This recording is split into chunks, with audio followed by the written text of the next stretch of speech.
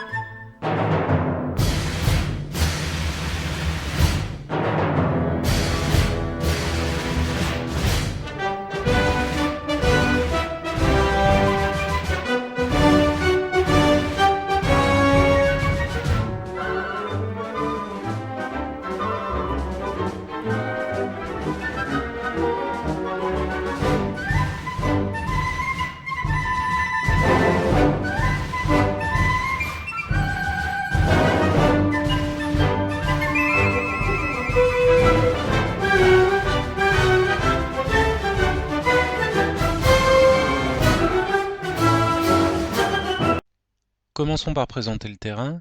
Au premier plan, on a une tour à 3 étages. Juste à côté, une forêt. En face de la forêt, on va avoir un marais. Au fond à gauche, c'est un infranchissable, tout comme face à lui, les petits cailloux. Et sinon, on a deux collines.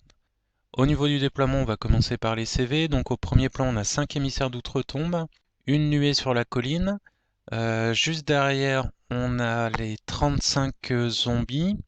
Puis on va avoir les 20 zombies avec le Seigneur Nécromant niveau 4 à l'intérieur. La quarantaine de guerriers squelettes avec le Seigneur Vampire dedans. Les 20 ghouls, derrière les squelettes, donc le Terrorgeist, derrière les ghouls, les 3 Vargeist. Et enfin, on va avoir les 8 revenants avec le roi revenant, le héros vampire monté, et derrière le Vargeist. Du côté des hauts elfes, derrière la tour, là on la voit pas, on a une baliste à répétition. On peut voir 5 guerriers fantômes, un grand aigle juste à côté. Derrière, on a 7 aumes d'argent avec une demoiselle d'Avelorn. Alors la demoiselle est là parce que, enfin, je l'ai posée après pour réagir au placement des éthérés des morts vivants. Donc dès mon premier tour, elle va intégrer les guerriers fantômes et utiliser leur capacité de tirailleur pour pouvoir faire des marches forcées et tirer. En fond de table, on peut voir mes 3 balistes à répétition restantes. 10 archers porte-étendards musiciens, 11 sœurs d'Avelorn, un grand aigle, derrière le grand aigle, mon général monté. Donc là, il est tout seul parce qu'il craint pas grand-chose au tir ni à la magie. À la magie, Nikos n'ayant tiré, alors de ce que je me souviens, seulement des sorts d'invocation pour créer et créer et encore créer. Donc là, je suis tranquille, je donne mon commandement à 12. Juste derrière l'aigle, on va avoir 21 lions blancs avec la bannière du Dragon Monde. Donc à l'intérieur, j'aurai mon mage de la mort. Donc avec lui, j'ai tiré tous les sorts de snipe du domaine de la mort, plus le soleil violet. À côté des lions blancs, là on les voit mal, je vais avoir mes patrouilleurs illyriens. Et derrière les patrouilleurs illyriens, j'ai 7 hommes d'argent avec ma grande bannière. Tour 1 des contes vampires. Au centre, on a toute son armée qui avance de 8 pas au maximum. Elle suit le rythme des guerriers squelettes avec le seigneur vampire dedans. Sur le flanc droit, on peut voir que le Vargulf et le héros vampire monté viennent menacer mes patrouilleurs illyriens. Sur son flanc gauche, les émissaires d'outre-tombe qui ont avancé de 12 pas lors de l'avant-garde avancent à nouveau au maximum, donc là ça va être 8 pas, pour menacer ma baliste et mes aumes d'argent. Donc là j'aurai juste ma demoiselle qui pourra les arrêter. Phase de tir, il ne se passe rien. Phase de magie, tout ce qui va passer, ça va être la création d'un régiment de zombies juste devant mes lignes. Et on va passer au premier tour des hauts elfes. Au final, assez peu de mouvements durant mon tour. J'ai la supériorité en tir et en magie et je vais essayer d'en profiter un maximum. Sur le flanc droit, j'ai la demoiselle qui va rejoindre les 5 guerriers fantômes pour pouvoir tirer sur les émissaires d'outre-tombe. Sur mon flanc gauche, j'ai les patrouilleurs illyriens qui vont se repositionner vers le centre. Donc ça, c'est pour libérer le passage de mes hommes d'argent qui ont été rejoints par mon prince. Pendant ce temps-là, j'ai les lions blancs qui vont sur la colline. Je suis à portée de charge des chevaliers morts-vivants, mais ils ont des attaques magiques. Donc avec la bannière du dragon monde, je ne crains pas grand-chose. Et au centre, j'ai mon grand aigle qui va se positionner devant le pâté du seigneur vampire.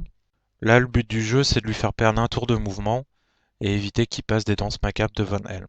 Et donc voici la position des deux armées à la fin de la phase de mouvement. Phase de magie, elle est anecdotique. Phase de tir, par contre, je réussis à réduire les chevaliers à 3 plus le seigneur revenant, le roi revenant, pardon. Et la demoiselle réussit à tuer 3 émissaires, ce qui est plutôt pas mal. Tour 2 des morts vivants, les émissaires vont charger ma baliste, et c'est là que j'ai vu que j'avais fait une erreur avec mes aumes d'argent, je les ai mal positionnés le tour précédent, ce qui fait que s'il prend ma baliste, ce qui devrait arriver normalement, en Irez, il va arriver dans le flanc de mes aumes d'argent, ce qui veut dire que je vais perdre aussi mes aumes d'argent. Au centre, comme prévu, le grand aigle va être chargé. Tout ce qui est à gauche du pâté de squelette va avancer timidement. On a plus un redéploiement tranquille en restant à portée de commandement du Seigneur Vampire pour pouvoir faire des marches forcées au tour suivant. Sur son flanc droit, on a le Vargulf qui revient en arrière et le héros vampire qui va retourner au sein des revenants montés. Donc sans doute à cause de la menace des Haumes d'Argent. Les ghouls vont avancer un petit peu, mais il va être très prudent à cause de mon pâté de lion blanc qui lui fait très peur. Phase de magie, les zombies vont se multiplier comme les petits pains dans le désert. Et encore, il va être limité par le fait qu'il ne pouvait pas placer plus de zombies à cause des unités qu'il avait derrière, comme les Vargeist. Donc pour donner une idée, j'ai dû tuer une dizaine de zombies au tir la phase précédente, et là je crois qu'il y en a 28 qui reviennent. Au niveau du corps à corps, sans surprise, le grand aigle rejoint ses ancêtres. Et sans surprise, les servants de balise sont éradiqués par les émissaires d'outre-tombe. Et en irrésistible, ils arrivent dans le flanc de mes hommes d'argent. Tour 2 des elfes, pas de déclaration de charge. Sur mon flanc droit qui est en train de s'écrouler, je vais envoyer les guerriers fantômes avec la demoiselle au sein de la tour pour avoir une bonne position de tir. Quant au grand aigle, il se positionne pour une future redirection au tour suivant. Les patrouilleurs illyriens vont se redécaler sur mon flanc gauche, vu qu'il n'y a plus personne en face maintenant. Et j'ai mon mago niveau 4 de la mort qui va se mettre derrière la colline et sortir des lions blancs afin de permettre que ces derniers puissent charger au tour prochain. Afin d'éviter une charge des ghouls qui pourrait me faire très mal, j'ai prévu de lancer un soleil violet vers les ghouls. Soit, si j'atteins les ghouls, je vais en tuer un maximum, donc c'est tout bénef. Sinon, le vortex va s'arrêter devant leur régiment, ce qui va les empêcher de charger au prochain tour. Je lance bien mon soleil violet, que Nikos laisse passer. Il décide de le dédaigner, et il a bien raison, parce que mon soleil ne va avancer que de 6 pas, ce qui fait que je ne vais ni atteindre les ghouls, ni empêcher une future charge au prochain tour. Au niveau du corps à corps, donc comme prévu, les Haumes d'Argent ne vont pas tenir, et les émissaires vont arriver dans ma deuxième baliste. Ils commencent à me faire vraiment très très mal. Tour 3 des contes vampires. Donc sur son flanc droit, le Vargulf revient à droite pour essayer de bloquer mes patrouilleurs illyriens. Les ghouls avancent un petit peu, les chevaliers restent là où ils sont. Le seigneur vampire va quitter le pâté de squelettes pour rejoindre les zombies qui accompagnent le maître nécromant. Alors ça, c'est parce qu'il a une arme magique et qu'il a déjà testé une fois la charge dans mes lions blancs et il n'a pas aimé du tout. Parce qu'on a beau avoir Furie Rouge et Réflexe Prodigieux, quand il y a une invule à 2+ en face, ça calme un petit peu. Son choix va plutôt être de porter son attaque sur mon flanc droit qui est déjà très affaibli, donc il va avancer avec le gros pâté de squelette, avec les Vargeist derrière. La nuée va avancer aussi tout en restant à portée du Seigneur Nécromant pour pouvoir être soigné. Et il y a le Terrorgeist qui se met à portée de cri de la tour avec mes guerriers fantômes et ma demoiselle, parce que la demoiselle commence à lui faire mal. Donc pendant la phase de tir, il va crier. J'ai de la chance, il va tuer seulement 3 guerriers fantômes, mais je vais paniquer et fuir. Au niveau de la phase de magie, il va éponger toutes les pertes que je lui ai fait, il va encore gonfler ses zombies. Le tour 3 des hauts elfes va être celui des charges. Les lions blancs vont aller titiller les ghouls pendant que les aumes d'argent vont charger les guerriers squelettes. D'autant plus que ces squelettes n'ont plus le seigneur vampire et que ce dernier, vu son placement dans les zombies, on le voit dans le coin droit, n'aura pas de ligne de vue pour charger au prochain tour. Pour le reste des mouvements, le grand aigle qui faisait tranquillement le tour vient se poser derrière les guerriers squelettes. Il va éventuellement servir de redirection au pack de zombies avec le seigneur vampire si jamais il a la place pour se placer. Au centre, on reste sur place. J'ai même reculé un petit peu mes archers et mes sœurs d'Avlorn pour éviter une charge trop facile de la part des zombies ou des Vargeist. Sur le flanc gauche, on a les patrouilleurs illyriens qui commencent à faire le tour et ils continuent à harceler au tir, donc ici le Vargulf, et éventuellement après ils serviront de redirecteur. Phase de magie, phase de tir. Alors la seule chose importante c'est qu'à la magie je vais mettre tous mes sorts de la mort sur sur le héros vampire monté que vous voyez à gauche de l'unité de cavalerie. Je vais réussir à le tuer. Au tir je vais faire des pertes mais Nikos va les récupérer à sa phase de magie prochaine. Au niveau des corps à corps, comme vous le voyez, les ghouls ont explosé sous la charge des lions blancs. J'ai été très chanceux, j'ai fait 15 morts au niveau des ghouls. Ils ont tué seulement un lion blanc. Donc j'ai fait une irrésistible dans les 3 chevaliers qui restent avec le seigneur revenant. Par contre, au niveau du combat entre les aumes d'argent et les squelettes, c'est beaucoup plus mitigé. Je sens que je vais rester là pendant un petit moment et j'ai intérêt de faire très attention au seigneur vampire qui va me dire bonjour incessamment sous peu. Ah oui, et sinon, petite précision pour la phase de magie, si j'ai tout mis sur le héros vampire, c'est parce que je ne savais pas s'il avait une arme magique ou non. Et donc je savais qu'en l'éliminant, les chevaliers auraient eu tous des armes magiques parce que le roi revenant a aussi une arme magique et donc mes lions blancs pouvaient y aller sans subir trop de pertes.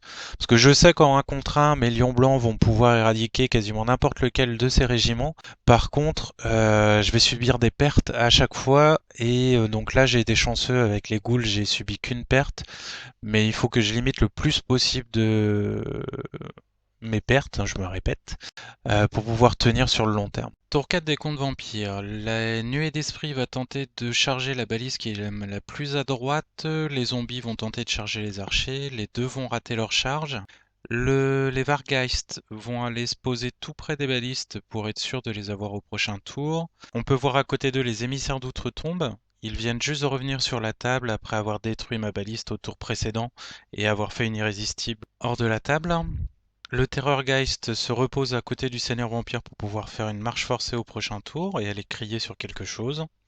Et le gros pâté de zombies avec le Seigneur Vampire s'oriente pour pouvoir charger au prochain tour mes Aumes d'Argent qui ont très peu de chances d'éliminer tous les guerriers squelettes en un coup.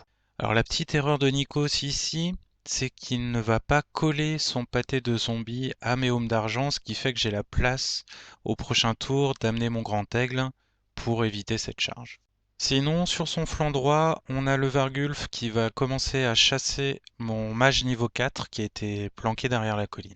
Au niveau du corps à corps, les 3 chevaliers et le roi revenant vont être détruits et je vais réorienter mes lions blancs qui n'ont encore une fois subi qu'une seule perte pour qu'ils puissent charger de flanc les guerriers squelettes au prochain tour. Tour 4 des hauts elfes. Sur le flanc gauche, les lions blancs vont charger les squelettes engagés par les aumes d'argent. Les patrouilleurs illyriens reviennent vers le Vargulf pendant que le mage le contourne. On va essayer de le descendre à la magie et au tir. Au centre, on a le grand aigle qui se pose devant le seigneur vampire et son pâté pour éviter qu'il ne charge les aumes d'argent. Les archéo-elfes vont charger les zombies. J'avance aussi les sœurs d'Avlorn pour qu'elles soient à portée de tir du Terrorgeist.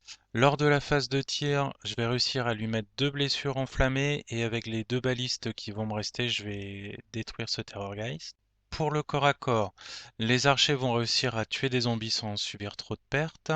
Et concernant le corps à corps entre les squelettes, les aumes d'argent et les lions blancs, donc ça va encore une fois être un massacre. Et en irrésistible, j'arrive à envoyer les lions blancs dans le flanc des zombies. Tour 4 des contes vampires. Les Vargeist vont déclarer une charge sur les sœurs d'Avlorn qui vont fuir très loin et se retrouver à 20 pas d'eux. Nikos va essayer de rediriger sa charge mais il va rater son test de commandement. Et grand bien lui en a pris parce qu'il va faire 10 à son jet de charge et il va réussir à avoir les sœurs d'Avlorn. Les nuées vont tenter de charger une baliste, mais ils vont rater. Au niveau des mouvements, il reste plus grand chose sinon. Il y a juste le Vargulf qui a été un petit peu abîmé par la magie de la mort, puisqu'il lui reste plus qu'un point de vie, qui va essayer de rejoindre le Seigneur pour se faire soigner et éventuellement tenter une charge sur les hommes d'argent de dos. Sinon, pour ce qui est du reste du tour, donc il y a un petit peu de squelette, un petit peu de zombies qui va revenir à la magie, mais les lions blancs vont faire un massacre et mettre 2 points de vie sur le Seigneur Vampire. Tour 5 des Elf, c'est un petit peu le tour de l'Alali, donc il n'y a pas de charge sur le pâté du Seigneur Vampire, parce que je veux pas apporter de résultats de combat supplémentaires. Là, le Seigneur est obligé de taper sur l'unité à Dragon Monde, ça me va parfaitement. Le mage va juste se rapprocher du Vargulf pour essayer de le finir. Phase de magie, je tente de lancer un soleil violet, je réussis, malheureusement je fais un miscast et je rate le Vargulf qui est à 2 pas de moi. Heureusement, je m'en sors indemne. Phase de corps à corps, bon, les archers réussissent à faire mal au pack de zombies qu'ils affrontent, même s'ils subissent des pertes. Et le corps à corps le plus important, le seigneur vampire perd son dernier point de vie face au lion blanc et on arrête la partie là-dessus. Au final, une partie très agréable, comme toujours avec Nikos. J'espère que ce rapport de bataille vous aura plu et je vous dis à très bientôt.